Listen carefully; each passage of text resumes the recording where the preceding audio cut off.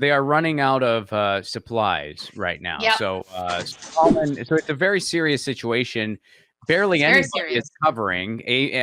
is covering this. ABC did one segment on it, just mentioning, hey, these folks in South Dakota, they are literally running out of supplies on reservations and so forth. So we are hopefully going to be bringing Warren Guss Yellowhair in here shortly. He is the men's Lifeways coordinator. He is part of the Oglala Sioux tribe at the Pine Ridge Reservation in South Dakota. Welcome, Guss Yellowhair. So give us a little bit of background about what's happening right now. People are snowed in. Snow plows can't get in. Think food's running out. Definitely is. It was a bad situation. It still is. And actually, our tribal president had to declare a state of emergency to try to get the National Guard to come out and help remove some of the snow. During the right in the middle of the storm, of course, here in my community, we were without electricity for about 18 hours. And so the homes that were run by electricity, of course, they the ones with they had patients that were on machines and things like that. I mean, they were just hanging on, for dear life. And I heard you talk about no loss of life, but actually there was a young boy that lost his life. He was 12 years old, and that was to the east of us. There's another reservation called the Rosebud. They're still part of our tribe. However, a young boy had lost his life, and it wasn't because of the cold. It was because they couldn't get to him. So with the plows and such, it was so cold that it was actually, I think the coldest that it got was negative 44. Holy moly! Exactly. And so, just really lucky that there was no more loss of life. Than it's unfortunate for the young boy. But yeah, it was just a very scary and deadly times. With that weather, that intense cold, it just kind of caught people unaware. So. And especially with the electricity being off for like 18 hours, you can imagine that, like sitting in a deep freeze or something, for that length. And unable to move around because that snow was just coming down. It was just really it was just such a scary moment, or scary time, that And so right now the plows are still out there digging the people that are living out in the country. The country folks here where I live, it's in a small village, and so we were cleared out, but the drifts are still going down some, but they were like 10 to 12 feet in some places, just making it really hard. And of course, towards the end of the month, I don't know if you're familiar with the Indian reservation here on the plains or in South Dakota, but we're considered one of the poorest counties in the entire United States. And so you can imagine, add that to that situation, and there was people were running out of propane, and there was actually a shortage in wood, firewood, to the ones that their only source of heat is firewood. And so it was just extreme. I mean, now it's starting to warm up a little bit, and it's starting to melt off, which is making the clearing the roads a lot more, a little bit easier, So, but again, just in the last couple of days, we had another storm that dropped about 12 inches of snow. Wow! And add that to what we already got. So it was like I said, it was really scary, and just put people so bad that our president had to declare that state of emergency. So. Yeah, definitely. How is the supply situation right now? Like, is there any potential shortages on food or medicine, or are you guys pretty okay right now, or what's the situation? Because of that state of emergency, then people have been bringing in food, and it's available to the people that the roads are cleared out, but unfortunately, you still have to get it out to the people living out in districts. And we've had people mobilize here and using sleds. And to pack it over to snow and then get it to them, like that. So, there's still some hardships, but like I said, people mobilized and working together, to try to get us through this, this tragedy. It was a tragedy. It is a tragedy. To give folks an idea, how much worse is this than your normal typical winter, temperature-wise, snow-wise? Well, actually, we've been in a drought for the last several years, and that goes for snowfall as well. And so, like I said, people were just caught unexpectedly, just unaware when that snow hit. Of course, the weatherman did, give some a little bit of ahead time leadway for people to prepare, but it was towards the end of the month. People live here on a fixed income, which is a monthly income, and it just took people by complete surprise. So so that's that's the way it is. That's typically the way life is here on the Pine Ridge. More extremes. I also feel like with climate change, though, coming from a drought to negative 44 degree weather with 12-foot, snowdrifts, that's one extreme to the next. I feel like climate change is playing a role here. It is. People are, surprisingly, it is, during that time, the propane trucks were actually breaking down. That it was so cold that the diesel was gelling up as far as what they call it. So it was just that's crazy. Yeah, it was. Yeah. So again, people are trying to get prepared now that that the roads are being opened, and we're just right at the beginning of winter here, so we'll see what's yet to come. So I appreciate you guys taking time to get the story out and interview and do all that. So there's definitely some more help that's needed. We always say not a helping hand, but a hand up. We just need the tools and stuff like that. We can help ourselves. But again, you're talking about an area that's considered one of the poorest counties in the nation. Like a third world status. So there's all those challenges that have to be met head on, and and just really thankful for the the friends that have reached out and lend a helping hand and doing what they can. So that mobilization of that help has been really appreciated here. Very much. Where can people go to learn more or to make a contribution? Is there anything available online for folks to go to, like a there website? Is. Okay. Yeah, there actually is. There's several groups, but the one that we've been working with here in my community is called One Spirit. One Spirit, right? .org, and they help out with propane and firewood, clothing and food. They have those. They have the equipment to do that, and so they're a nonprofit org. And so if somebody wanted to make a donation, they can also get a tax write-off from that. So. Yeah, so that's one of the organizations that people can go to. And what was that URL one more time? One Spirit, or www.onespirit.com or .org. Onespirit.org. Okay. Yeah. All right, we'll make sure we get it in the comments and in the description.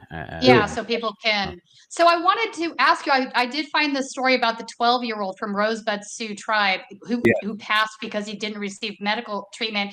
This is a preventable. It should be considered a preventable death, right? I mean, is there what can be done for the future? Because I feel like more extreme weather patterns are coming at us, and we have to sort of account for that. And what should we all be doing to prep for this sort of thing so that this doesn't happen again? Do you have thoughts on that? Well, I think that just being more prepared for those type of health issues. I think, and I don't know how much more prepared you can be than maybe like generators for people that are on equipment. Maybe generators that people can share. Because we live in like housing areas, like cluster housing. So if people could somehow raise the money to maybe purchase that, like these generators where several families can plug in, the ones that need life support equipment because of those health conditions.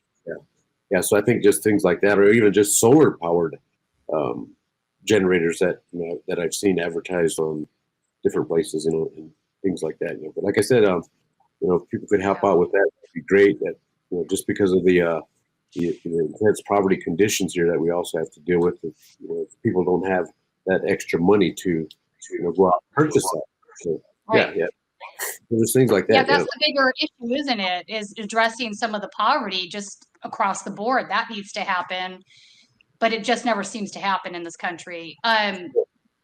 Also, there's part of the story they're talking about an elderly woman was forced to walk 8 miles in the cold since no one could reach her to be rescued. Do you know this individual? Anything about that story? That's insane. Well, yeah, 8 miles. 8 miles. Yeah, that's quite especially in the winter conditions. But yeah, the place is like very rural here on the Pine Ridge Reservation, where the home of the Oglala Lakota people is approximately 100 miles long, 50 miles wide. So, there is hardships everywhere. But like I said, people try to meet these challenges head on. Traditionally, our people were very industrious people, working together, to try to overcome some of these hardships. So, I saw a lot of that and witnessed a lot of that, just people going out and just, being that good relative and reaching out and trying to help where they can. So I think, people are doing quite a bit of that and sharing what they got. I know some people had, with their food and, their resources like that, they went above and beyond what would be asked of them. Went out of their way to just try to help as much as they could. So I saw a lot of that, witnessed a lot of that. Guss Yellowhair, let me ask you a question. We have a lot of activists that watch our show here on Status Coup. If there was something that you could tell them about ways they can support your tribe, other than obviously making donations for you to get the proper equipment that you need, are there other things that they could be doing politically or otherwise, putting pressure on? Oh, definitely. Sister, can you excuse me? I'm going to ask my daughter, what is that? Yeah. Organization, Indian Collective. Yeah, there's an organization called Indian Collective, and they've been really, at the forefront of taking up some of these political injustices, land issues, treaty issues, and things like that. One of the things that people could do if they're listening to this broadcast is that my daughter and I are owners of Tatanka Res Tours, which is a reservation-based tourism business. And we've been doing that for several years. And when people come out and visit, then we actually share, some of the hardships that we're going through, the murder and missing indigenous women, just different issues that, that we're able to share with the people. So to support that, that would be great. So yeah. And is that a separate website for that, or is it all together on the one we're going to share in the group? Well, they can look at what's the easiest way to get that, sister. Tatanka Res Tours. It's TATANKAREZ and then tours, TOURZ. We have a Facebook, and they can go to the Facebook and access that too. And we'd be more than willing to share more, where people can do that, because I know it's very difficult to do that when you're doing an interview, to have all that written down. Yeah. I mean, you mentioned the missing indigenous women. I mean, this to me should be a really huge story because it's happening in multiple places. Is that been a big problem in your area too? It has been actually. And not only here on the Pine Ridge and here on the plains, but, throughout the Western Hemisphere. There's a lot of that going on. And just now people are starting to hear about it, by just, constantly saying, hey, well, this has to be addressed. In the outside, when somebody goes disappearing or missing, you get Amber Alerts, right? And right. The whole country knows. But here, when somebody goes missing, it's either through Facebook, social media, or, boots on the ground type of work. And so, yeah, I mean, there's definitely some disparities there that need to be addressed, and try to find some solutions to these problems and these injustices. So, yeah, definitely. Ron, I feel like I'm hijacking that. Well, thank you so much for joining us today. I really appreciate it. I didn't know if you had any other. Yeah, no, thank you. I'd actually love to talk with you folks again about the missing indigenous women part of the story, because I don't think that's getting enough attention, and that's something that we could have a half-hour conversation about, that people should really be hearing about. Oh yeah, definitely. I mean, not just the women, but it's has since moved to men and children as well. There's no documentation whatsoever, correct? Like there's no Like they don't record Well, when missing. Yeah, when we approach some of the policing agencies, the powers that be, they usually tell us, well, there's not enough funding, to address issues and things like that. We get pushed back to the back burner. And so, yeah, definitely we have to, have a conversation about that. Would that be majority FBI that oversees that, or is that other agencies? Well, in the Indian country, you're looking at the FBI, which is the Federal Bureau of Investigation. Okay. You're looking at the U.S. Marshals. U.S. Marshals. Yeah. So, yeah, those are some of the agencies that have jurisdiction here on the res. But of course, even though they have jurisdictions, they don't apply their resources when it comes to that. So. Yeah, so there's a lot of difficulties, uphill battle all the way, But hey, you got to keep going, You got to keep going and do what you can, and sooner or later the message will get out there, and hopefully these will be addressed, and we'll have. But that's why it's going to take pressure from outside forces to bring that to bear. I mean, I think if more people realize that these cases aren't getting looked at, investigated, and per capita, the amount of missing women is enormous compared to what you would see in it's completely unacceptable that this is happening. But I think if there was pressure brought to the federal government on a certain level, they would have to start addressing that. Oh, definitely. I think, and we've been seeing that. It's slow to come to fruition, but we've been seeing that our governor has actually appointed a young lady to head that. Okay. So definitely some works. Because of interviews like this and other people, other organizations talking about it, our political powers that be are starting to address that, and we're starting to see more and more people take interest. So. Well, that's good. Yeah, but more needs to come. I mean, you just can't. Definitely, way more needs to come, because we even have some cases here in California in the San Diego area, and when I heard about that, I was like, how is this happening? I just, it's very frustrating. Yeah, you bet. Like I said, the only way to address it is American public opinion, to let more people know. I agree. Yeah, I agree. They need to be afraid that the opinion's so poor that if they don't react or do something scary might happen. Like the politicians might actually lose their jobs, or et cetera, that domino effect. Yeah. So you bet. Well, I've got your actually got your messaging where I contact you. You're Zaina? No, I'm Tina, actually, Zaina, but I work with Zaina. But yeah, I mean, if you guys want to set something up, that would be awesome. I would love to have a longer conversation about this. Okay, we'll definitely get some emails out and get connected with the right people, and they can share and open. That's great. Do that. Yeah, Thank you for doing this. Thank you. And Thank you, all the Guss best Yellowhair. wishes. Appreciate your time. Yeah. Well, thank you for having us, and we'll absolutely. We'll try to find solutions.